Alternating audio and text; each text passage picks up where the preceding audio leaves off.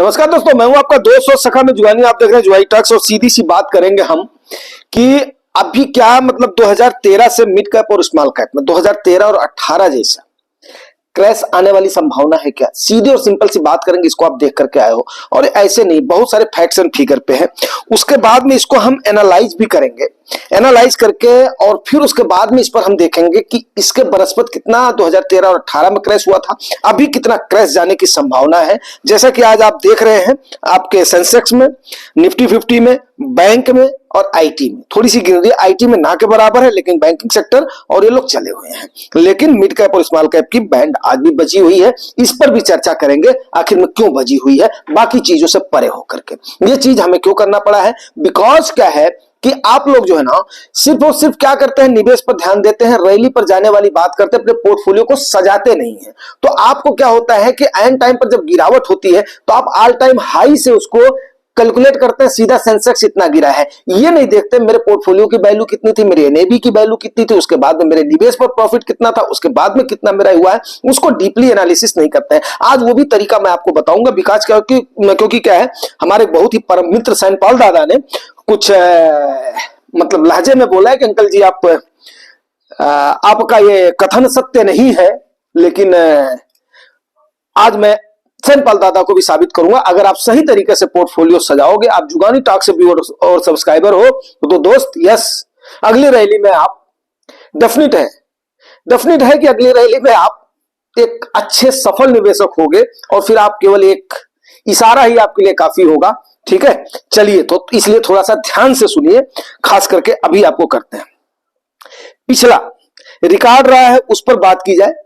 क्या रिकॉर्ड रहा है कि पिछला कितनी तेजी थी और कितनी गिरावट, कितनी गिरी है आपकी मार्केट, अगर उस पर बात करी जाए तो 2013 से पहले मिड कैप स्मॉल कैप में जबरदस्त रैली थी। 2009 के बाद में जब आपका 2008 का लेमन ब्रदर्स का कोलैप्स आया था, 2009 में मनमोहन जी ने, उस समय के जो हमारे इकोनॉमिस्ट मान लो, ठीक है ना, या प्रणव दादा थे वैसे उस समय, लेकिन सेकंड टर्म में तो वही थे ना।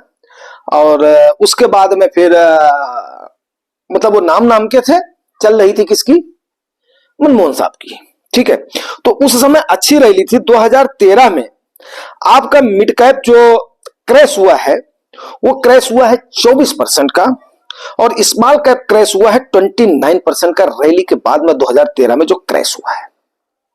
अब वो क्रैश का सिंड्रो आप जब आगे आएंगे तो क्रैश किस हिसाब से कैलकुलेट किया जाता है वो मैं फिगर के साथ वो करूंगा। मेरे पास बोर्ड नहीं है, नहीं तो आपको अच्छे से बोर्ड पर बना करके मैं आपको समझाने की कोशिश करता और बोलता कि यस। तो इसको थोड़ा सा ध्यान से सुनिएगा, तब जाकर के आपको ये चीजें क्लियर होगी। देखो दोस्तों, अगर कॉन्सेप्ट को क्लियर करना है तो थोड़ा सा आपको समय तो देना पड़ेगा। उसके बाद में धीरे धीरे मार्केट स्थिर हुआ, स्थिर होने के बाद में इसने रैली पकड़ी। 2017 में मिड कैप और स्मॉल कैप के बहुत सारे शेयर जो है ना 400% तक भाग गए थे।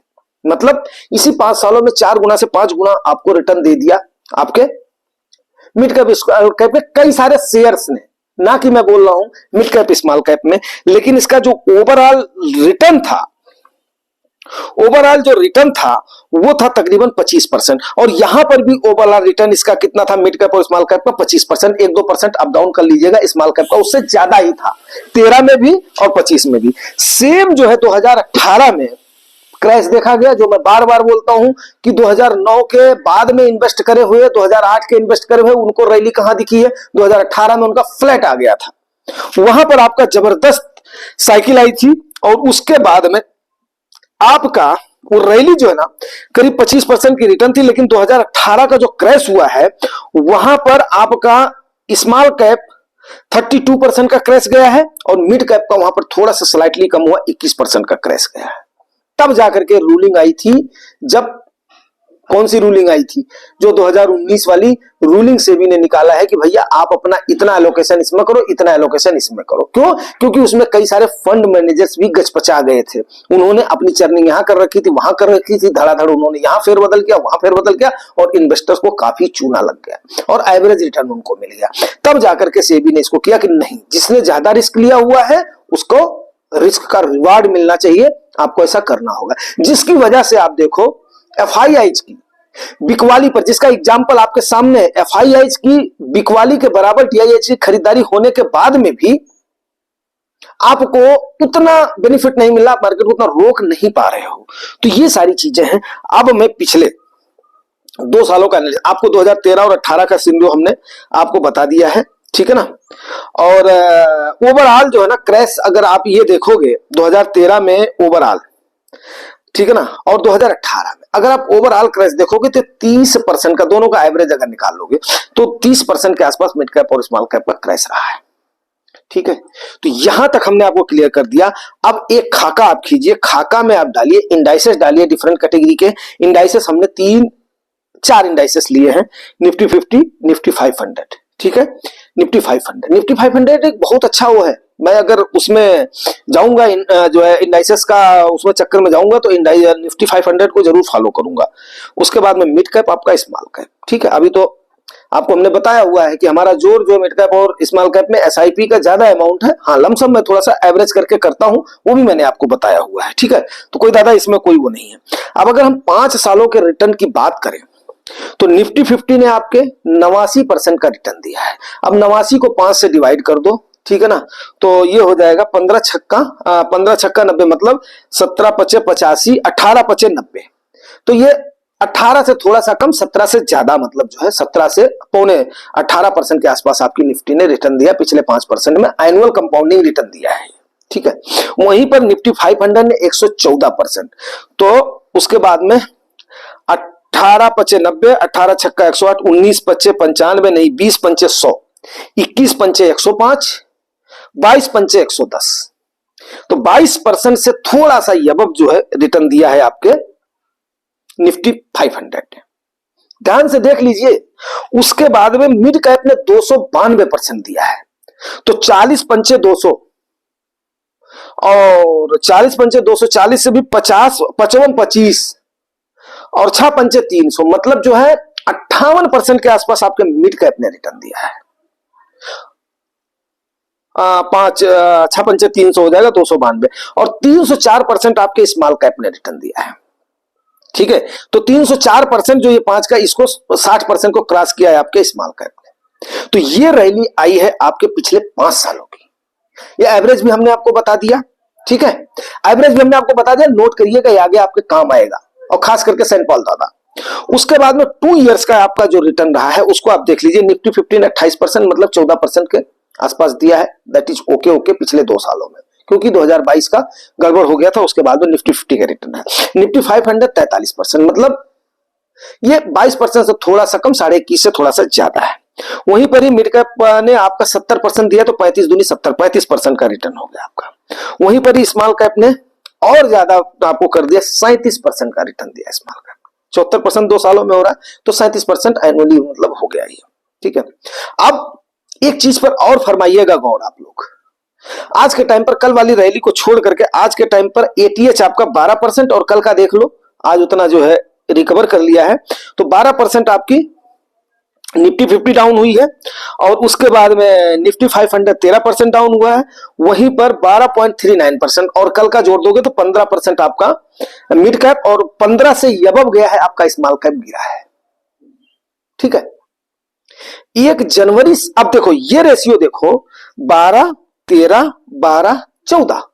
तो ये रेशियो जिस रेशियो से बढ़ना चाहिए इसको, उसी रेशियो में हमारी गिरावट हुई थी। लेकिन जनवरी महीने में इसने क्या किया, फेज आउट कर दिया। क्यों? क्योंकि निफ्टी 50 की वैल्यूएशन जो है करेक्ट हो गई थी। बात हमने आपसे पिछले वीडियो में कर लिया था। निफ्टी 50 की वैल्यू जो है वो करेक्ट हो गई थी।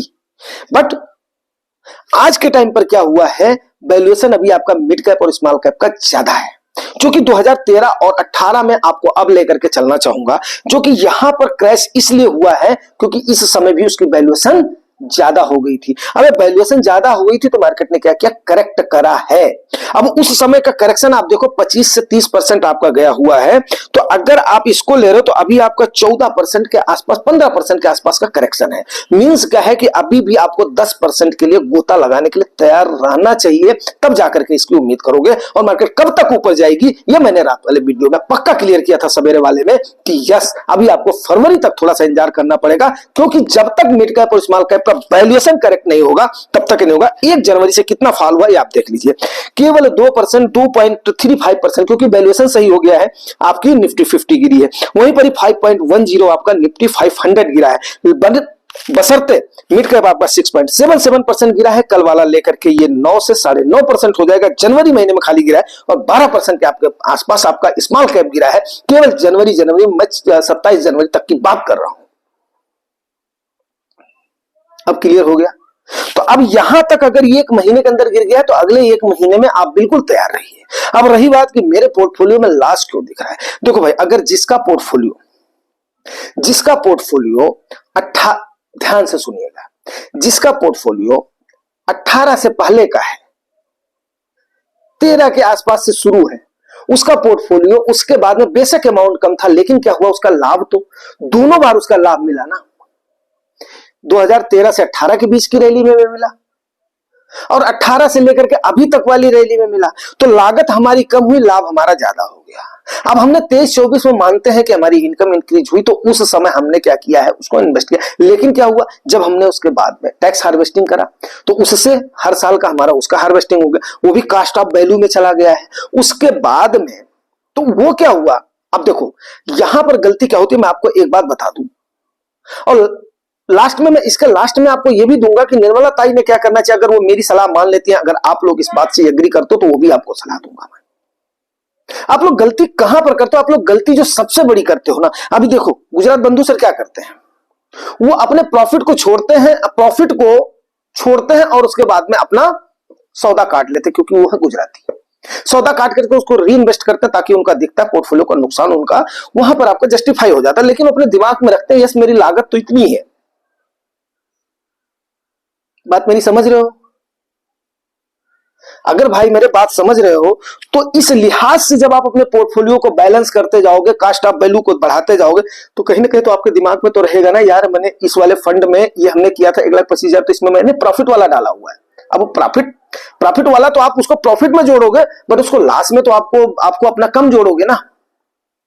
बात मेरी समझ रहे हो? तो इसी को ही बोलते हैं कि पैसे से पैसा बनाना। भाई हर कोई उस चीज को बनाना चाहता है, लेकिन आप लोग उस बात को समझते नहीं हो। फिर आप बोलोगे अंकल जी आप झूठ बोल लो, नहीं। अगर आप इस तरीके से हर समय का लाभ लेकर के हर समय के उसको आप ये करोगे, कैलकुलेट करोगे, तो आप भी आज के 5 साल के 7 साल के बाद में देखोगे जितना आपका इंडाइसेस गिरेगा उससे कहीं ज्यादा आपको आपका फंड प्रोटेक्ट करेगा, आपका फंड मैनेजर प्रोटेक्ट करेगा। तब आपको पता लगेगा आपका फंड मैनेजर आपके लिए कितनी मेहनत करता है। तब आपको पता लगेगा कि यस मैं कितनी मेहनत कर करके आप लोगों के लिए जितना आप लोगों को हो सकता है समझाने की कोशिश करता हूं। तब आप उसके बाद में सोचोगे यार अगला आदमी हमारे लिए इतनी मेहनत करता था। आप हमें खुद बोलोगे उस समय, क्योंकि अभी ये समय ऐसा है। अब देखो भाई, अब यहां पर एक चीज जरूर आपको 2013 और 18 का सिनेरियो बताने का मतलब क्या है। देखो दोस्तों, आपने देखा है कि 2013 से पहले का जो सीन था वो हमने आपको क्रिएट किया है, 2018 से पहले का जो सीन था वो आपको क्रिएट किया है, 2022-23 का आपने देखा हुआ है। तो 22-23 में इसीलिए हमने इसको भी लिया, पिछले 2 सालों में कितना दिया मार्केट ने रिटर्न दिया, कितना 5 सालों में कितना रिटर्न दिया है और पिछले 12 सालों में कितना रिटर्न दिया है। ये सारी चीजें हमने आपको क्लियर करी है। अब क्लियर करने का मतलब आप ये जान रहे हो कि ऐसा तो है ही नहीं है कि करेक्शन नहीं आया है, ऐसा तो ही नहीं है उसके बाद में आपको लाभ नहीं मिला है। अब ये समय है किस चीज का, अगर आप खरीदारी कर सकते हो तो खरीदारी करने का। यस डेफिनेट खरीदारी करने का है। देखो निफ्टी 50 और ये आज आपको सिक्योर दिख रही, वैल्यूएशन करेक्ट दिख रही है, गिरावट दिखने में आप लोग हड़बड़ा रहे हो, लेकिन जब प्रॉफिट आना शुरू होता है तो उस समय आप क्या करते हो, रैली में इन्वेस्ट कर देते हो। फिर जब गिरावट आ जाती है तो उस समय बोलते हो मेरा तो पोर्टफोलियो ज्यादा गिर गया है। लेकिन जब ये समय है आपके बाइंग का, जो कि हम लोग कर रहे हैं, स्टेप बाय स्टेप कर रहे हैं, तो आप इस समय तो एवरेज जो है आप करोगे नहीं। फिर बाद में बोलोगे कि आपका पोर्टफोलियो कैसे कम गिरा, क्योंकि आपकी लागत जब कम होगी आपका प्रॉफिट ज्यादा होगा, तो गिरावट भी आपकी उसी लिहाज से कम ही होगी। क्यों? क्योंकि आपकी लागत ज्यादा है, प्रॉफिट आपकी लागत कम है, प्रॉफिट ज्यादा है। लेकिन इस समय आप लोग क्या करोगे, हमारे ऊपर खींच निकालने की कोशिश करो, मैं मानता हूं, लेकिन उसका कोई वो नहीं। अब लास्ट में देखो दोस्तों, ये भी हमने आपको बता दिया, आपको लाभ लेना है तो yes mid cap small cap में डेफिनेट है लाभ आपको आएगा, आने वाले समय में ज्यादा दिखेगा, लेकिन इस समय गिरावट भी आपको ज्यादा होगी। और इसीलिए सलाह की जाती है आप अपने पोर्टफोलियो को बैलेंस्ड पोर्टफोलियो बनाइए। ठीक है, अगर आपने उस समय अपने पोर्टफोलियो को थोड़ा सा बैलेंस पोर्टफोलियो बनाया होता तो मेरे ख्याल से फिर ये नहीं होता, जब मैं आपको बार बार सलाह दे रहा। चलिए, बैलेंस मींस क्या है कि अभी जितना हो सकता है, जैसे जैसे गिरावट बढ़ती जाएगी वैसे वैसे मिड कैप स्मॉल कैप में अगर आपके पास है तो पेस आपने बढ़ाना चाहिए। ठीक है, नहीं है तो कोई बात नहीं है। ओके, अब भाई एक चीज मैं आपको बताता हूं, काफी दिन हो गया हमें भी। ठीक है, अब आप देखिए, दो शख्स का मैं नाम लेना चाहूंगा। एक है डॉक्टर मनमोहन सिंह, दूसरे हैं बड़े ही कद्दावर नेता होते थे जब बीजेपी बहुमत में आई थी, रसूख रखते थे। सुषमा स्वराज जी का नाम मैं इसलिए लेना चाहूंगा, उनका इस चीज से नहीं लेना देना था। वो अपना कार्यभार संभाल रही थी, विदेश मंत्री थी, बाकी फील्ड देख रही थी, उनका हो गया। लेकिन अरुण जेटली जी का नाम आप लोग जानते हो। अब दो नासूर उन्होंने पैदा किया इस सरकार के लिए। एक तो देखो, इस साल में अभी तक भी जो सोने का खेल जो है चला है, अब सरकार ने उसके बाद में 6% का वो क्या नाम है उसका टैक्स भी उसका कर दिया, डाउन कर दिया कि लोगों को ना देना पड़े। अब अभी तक जो है ना, सोवरिन का पैसा किसी के अकाउंट में मेरे ख्याल से नहीं आया है। आया होगा तो आप लोग बताइएगा। ठीक है, तो एक तो उनका ये है, फ्लॉप आइडिया रहा है। दूसरा, जो उन्होंने सरकार के दांत में खून लगा दिया है, खास करके ताई के दांत में। एक भी पैसा मनमोहन के टाइम पर लॉन्ग टर्म कैपिटल गेन नहीं था। ये अरुण जेटली जी के ही अब यहां पर नहीं है, कुछ बोलना ठीक नहीं है, ये उनकी दिमाग की उपज थी। उन्होंने इसको लगाया, लगाने के बाद में चलो ठीक है, सरकार की कितनी कमाई हुई कितनी नहीं हुई मैं उस पर नहीं कह सकता हूं, ना मेरे पास ये आंकड़ा है। लेकिन इस समय जो गिरावट आदमी फेस कर रहा है, या 2020 में जो गिरावट लोगों ने फेस किया है, तो लॉन्ग टर्म कैपिटल गेन का कोई मतलब नहीं बनता है। शॉर्ट टर्म कैपिटल गेन जो है वो कम से कम चलने दो, क्योंकि हम लोग तो लॉन्ग टर्म वाले हैं, और ये रिटेलर्स ने ही आपकी मार्केट को संभाला हुआ है। आप वहां पर पैसा पैसा करके लोगों के सामने झोली फैलाने जाते हो, यहाँ पर रिटेलर्स ने आपका इतना साथ दिया है। आज वो मजबूरी में जो बेचारे बेच रहे हैं, उनसे आप ऊपर से टैक्स भी लिए जा रहे हो, उनका इतना नुकसान भी हुआ है, तो ये कहां का न्याय है? ताई, आप सबकी ताई हो, हम लोग बच्चे हैं, तो कम से कम कुछ अपनी ममता को दिखाओ। और उस टैक्स से अगर आप देखो, मैं कोई स्वार्थी नहीं हो रहा हूं, उतना टैक्स देने में हमें कोई वो नहीं लग रहा है, लेकिन वो अगर आप एक चीज कर देते हो, देखो ताई, सीधी सी बात है, जेटली जी ने जो किया वो किया। कारपोरेट टैक्स आपके टाइम पर माफ हुआ, 30% से 25% पर आप लाई हो। कितना पैसा आपने कारपोरेट जगत को दे दिया है, आपने खुद खींच निकाल करके बोला है। अगर आप अपने इन बच्चों को, जो कि भोले भाले मासूम बच्चे हैं, इनको अगर आप ये राहत दे देती हो ना, क्योंकि लॉन्ग टर्म में तो मेरे ख्याल से मैक्सिमम रिटेलर से ही आपको मिलेंगे, जो कि जम करके देश का, चाहे वो देश के प्रति प्यार बोलो, चाहे वो निवेश के प्रति बोलो, चाहे उनको ये बोलो कि उनको आइडिया आ गया है, अगर आप ये दे देती हो तो आज के टाइम पर चाइना का जो ये दीप वाला टेक्नोलॉजी है उसको भी मात दे दोगी, और प्लस अमेरिका की भी पूरी इसको मात दे दोगे। ये मेरा अपना ओपिनियन है, मैं कोई फाइनेंशियल एडवाइजर नहीं हूं, जो मेरा अपना है। अगर इसको ये ब्लाइंड गेम गवर्नमेंट, वैसे बहुत लोग बोल रहे हैं कैपेक्स एक्सपेंडिचर की वजह से मार्केट बढ़ी थी 2 सालों में, ये करी तो करी थी, नहीं, पैसा आया था, रिटेलर्स का पैसा आया था, उसकी वजह से बढ़ी। ये लोगों का वहम है, क्योंकि रिटेलर्स तो अभी भी कमर अपनी जो है कसे हुए हैं। वो तो चाह रहे थे बिल्ली भाग से छीका टूटे, तो एक्चुअली क्या है कि बेच वही लोग रहे हैं, डरपोक आज वही लोग साबित हो रहे हैं। रिटेलर छाती तान करके बैठा हुआ है, क्योंकि उसके पीछे छोटे छोटे इन्फ्लुएंसर्स हैं, ठीक है ना। और कैपेक्स वगैरह का मैं नहीं मानता हूं। अगर ताई ने इतना माफ किया, अगर ये मास्टर स्ट्रोक खेल देते हैं ना, तो उसे माफ तो नहीं करेंगे, मुझे तो नहीं लग रहा है। ये मेरा मतलब मन का लड्डू ही है सबको लेकर के। हाँ, वृक्ष कबो नहीं फल बकै, नदी ननन चैनीर, परमारथ के कारणे साधुन धरा शरीर। तो ताई जी, मैंने गेरुआ वस्त्र तो नहीं पहना हुआ, ब्लैक वस्त्र पहना हुआ है ठीक है। तो लेकिन ये अपील आपसे करना चाहता हूं, अगर आप मास्टर स्ट्रोक खेल देती हो ना, तो फिर बताता हूं, इतना अट्रैक्टिव हमारे यहाँ का फिर निवेश हो जाएगा कि जो आप FIH कर रहे हो ना, सारे अमेरिका से 5-5.5% छोड़ करके आ जाएंगे। अब सारे यही सोच रहे हैं, बोला मैं जो कितना कमाऊंगा, 5% 5.5% मेरे को वहां मिल रहा है, इधर जितना कमाऊंगा नहीं, ताई मेरे से उतना तो ले लेगी, लॉन्ग टर्म का कैपिटल गेन ले लेगी, तो आपके पैसा आएगा कहां से ताई? है, लोगों का विश्वास कहां से आपके ऊपर बढ़ेगा? अगर ये मास्टर स्ट्रोक खेल देते हैं तो मेरे ख्याल से सबसे अच्छा रहेगा। मैंने बोला था, यस, ये मेरा ओपिनियन है, एंड डिस्क्लेमर मेरा यही है, मैं कोई फाइनेंशियल एडवाइजर नहीं हूं, बस अपना छोटा मोटा निवेश है, तो उसके बाद में फिर इसीलिए चलता रहता है। और जो हमने सीखा है, धक्के खाए हैं, वो मैं सोचता हूं कि आप लोग ना खाओ, तो यही हमारे इसका उद्देश्य है। Thank you.